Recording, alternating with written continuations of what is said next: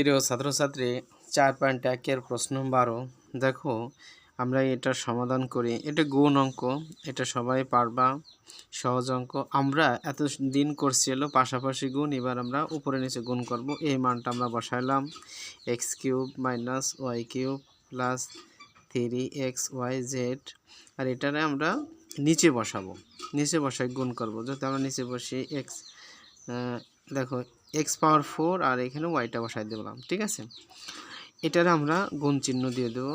দেওয়ার পরে দেখো তুমি যেভাবে করো, উপরে নিচে পাতায় করতে পারো, পাশাপাশি পাতায় করতে পারো। দেখো এই এক্সের আগে কোনো সংখ্যা নাই, তাহলে ওয়ান ধরতে হবে সাংখ্যিক সহ। এই এক্সের নিচেও পাশেও সংখ্যা নাই, তাহলে ওয়ান বসে যায়, ঠিক আছে, কথা হতো না।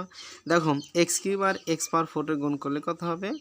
x পাওয়ার 7 হবে, কারণ গুণের সময় পাওয়ার পরে যোগ হয়ে যায়। এলে x পাওয়ার 4 মানে 4টা x, আর এখানে x পাওয়ার কিউব তার মানে 3টা, তাহলে 4 আর 3 7, তাহলে x এর থেকে একটা x কমন যাবে, পাওয়ার পরে যোগ হয়ে যাবে।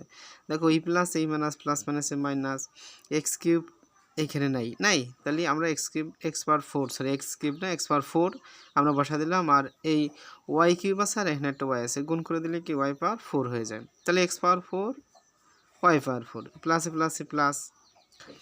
দেখো এখানে আছে কত? 3xyz, তাহলে আমরা 3টা নর্মালি বসা দেবো, কারণ এখানে x পাওয়ার 4 এর সাংখ্যিক সহগ আছে 1 দ্বারা 3 গুণ করলে 3।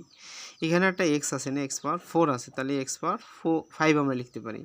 এখানে একটা y আছে, এখানে একটা y আছে, y গুণ করলে y² হয়, ঠিক আছে। আর এই জেডটা বসে যাবে। দেখো একেবারেই সহজ কাজ। যদি কোনো ছেলে মেয়ে বুঝতে অসুবিধা হয় তোমরা অবশ্যই আমাকে কমেন্টস করবা। বেস্ট অফ লাক, ভালো থাকো। আজকে পর্যন্ত।